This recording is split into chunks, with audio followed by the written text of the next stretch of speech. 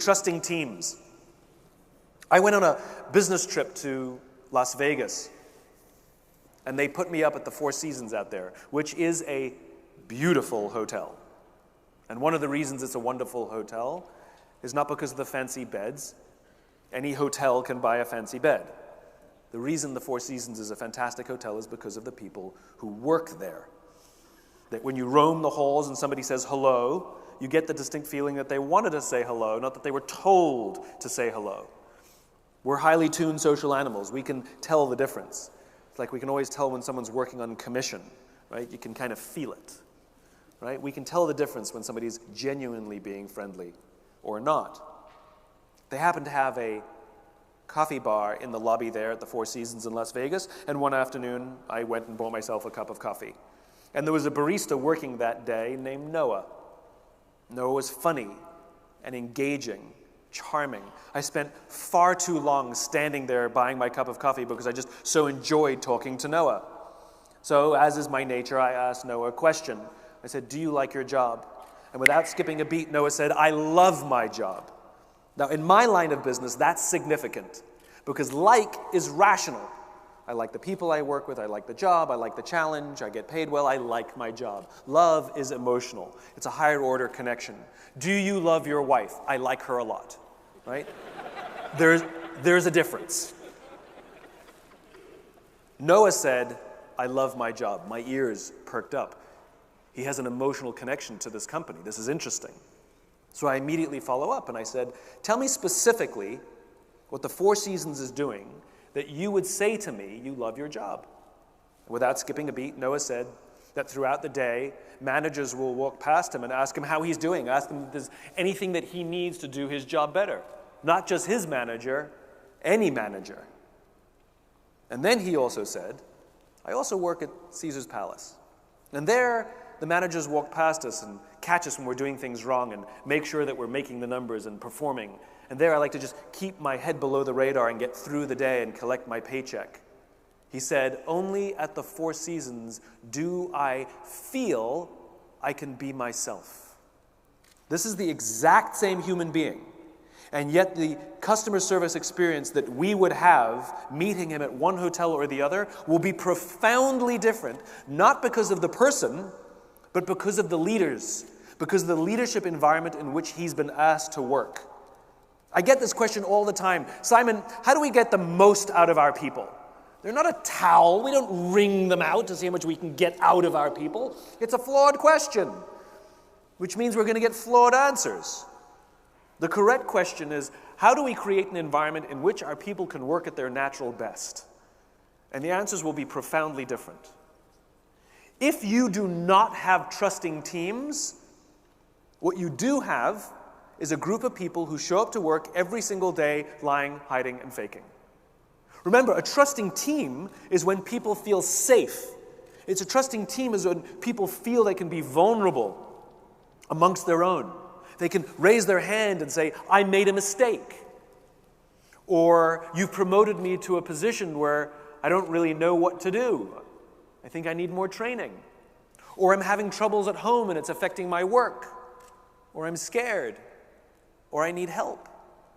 Without any fear of humiliation, without any fear of retribution. In fact, they say these things with confidence that their leader, their boss, their colleagues will rush to them to support them. If you do not have trusting teams, what you have is a group of people who show up to work every day who will hide mistakes for fear of getting in trouble. They will not admit that you promoted them to a position and they actually have no clue what they're doing. They're going to just keep faking it. They would never tell you that they're suffering undue stress because of something that's happening at home and that it's affecting their work. They're not going to tell you that they're scared, and they're definitely not going to ask for help for fear that they'll find themselves on some short list for the next round of redundancies. And eventually, cracks will show up, and eventually the organization will break.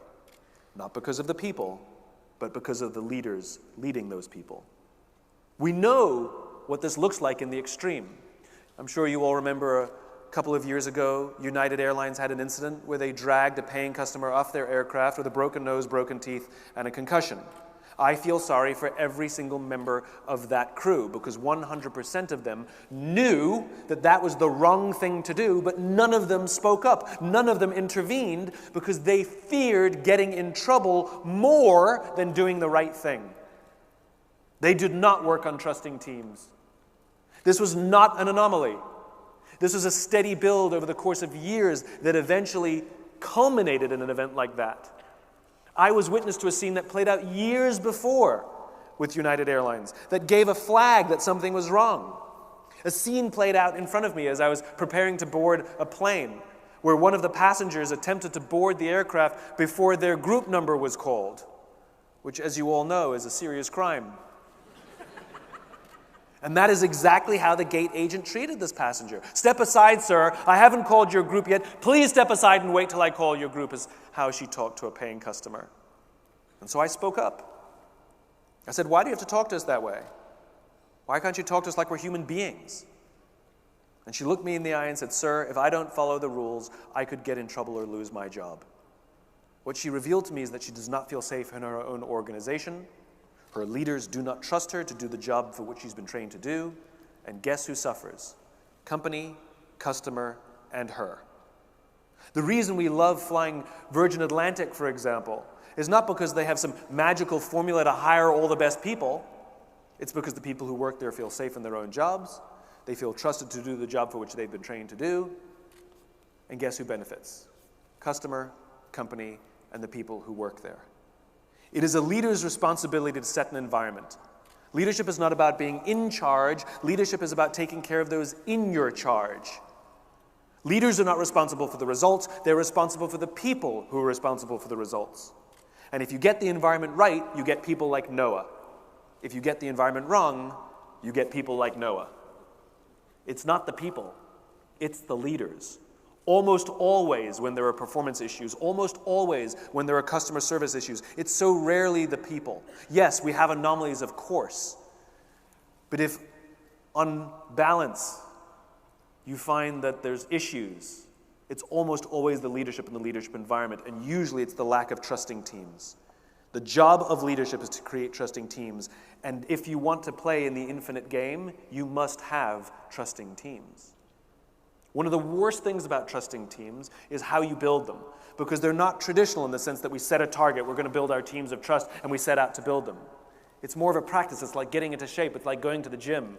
Yes, you want to get into shape. Unfortunately, you can't go to the gym for 9 hours and get into shape. It won't work. But if you commit yourself to go to the gym every single day for 20 minutes, 100% you'll get into shape.